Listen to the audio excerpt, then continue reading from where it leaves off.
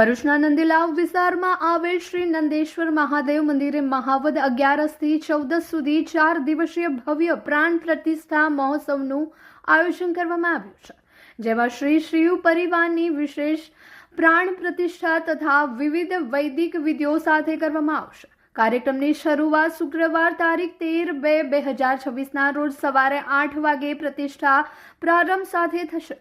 14 ફેબ્રુઆરીએ મહાશિવરાત્રી નિમિત્તે વિશેષ પૂજન અને રાત્રિના સમયે લોક ડાયરો યોજાશે। તારીખ 15મી ફેબ્રુઆરીએ મૂર્તિ પ્રાણ પ્રતિષ્ઠા વિધિ સંપન્ન થશે। તારીખ 16 ફેબ્રુઆરીના રોજ સાંજે મહાપ્રસાદ ભંડારાનું આયોજન કરવામાં આવ્યું છે। આ સમગ્ર ધાર્મિક કાર્યક્રમનું આયોજન શ્રી નંદેશ્વર મહાદેવ મંદિરના સંયોજકો અને ભૂસા કોઓપરેટિવ હાઉસિંગ સોસાયટી દ્વારા કરવામાં આવ્યું છે। સદર ધાર્મિક કાર્યક્રમોનો લાભ લેવા ધર્મપ્રેમી જનતાને નિમંત્રણ પાઠવાયું છે। ને 40 વર્ષથી આ વિસ્તારનું સપનું હતું કે અહીંયા એક ભવ્ય મંદિર બને અને લોકોની આસ્થા અને શ્રદ્ધાનું પ્રતીક બને। તો અમારી સંયોજક ટીમે રાત દિવસ મહેનત કરીને આ મંદિરને એક દાતાશ્રીઓ ને લોકફાળાથી આજે એક ભવ્ય મંદિર નિર્માણ થયું છે। અને આ ભવ્ય મંદિરની પ્રાણ પ્રતિષ્ઠા શિવરાત્રિના દિવસે તારીખ 15ના દિવસે 12:30 કલાકે રાખેલ છે। 13 તારીખે અમારે વિગ્રહ યાત્રા મહાદેવના પરિવારની રાખેલી છે અને 14 તારીખે ભવ્ય લોક ગાયક અને ડાયરા કલાકાર કમલેશ બારોટનો ડાયરો રાખેલો છે અને 16 તારીખે મહાપ્રસાદી ભંડારાનું આયોજન કર્યું છે।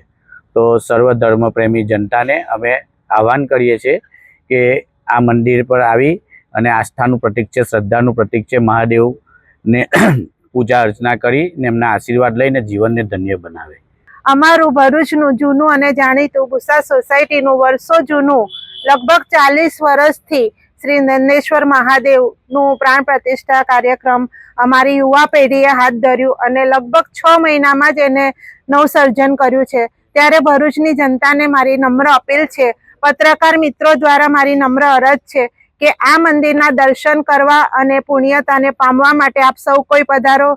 13 તારીખે ભગવાનની વિગ્રહ યાત્રા દ્વારા લગભગ ભારતના અલગ અલગ કલ્ચરલ દર્શાવવા માટે 7 સ્ટેટના ડાન્સિંગ પરફોર્મન્સ દ્વારા અને ભગવાનને રાજીપો કરવા માટે અહીં બધાને વેલકમ કર્યા છે। ત્યારે આપ સૌ પણ આ કલ્ચરલ નૃત્યને જોવા માટે અને ભગવાનના આશીર્વાદ લેવા માટે પધારો એવી મારી સૌને નમ્ર અપીલ છે। અને ભગવાનનું પ્રિય પુષ્પ લગભગ આપણે કોઈએ જોયું પણ નથી એવું સોપારીમાંનું પુષ્પ ભગવાનને અર્પણ કરવાનું અહીંના લોકોએ નિર્ધારિત કરી અને ત્યાંથી મંગાવેલ છે। લગભગ ખૂબ અલગ રીતે ભગવાનની આરાધના કરવાનો અમે સૌએ સંકલ્પ કર્યો છે અને ભગવાનની આ આશીર્વાદ પામવા આપ સૌ ભરૂચની જનતા પણ પધારો એવી મારી આપ સૌને નમ્ર અપીલ છે। હર હર મહાદેવ, હર હર મહાદેવ, જય શ્રી નંદેશ્વર મહાદેવ।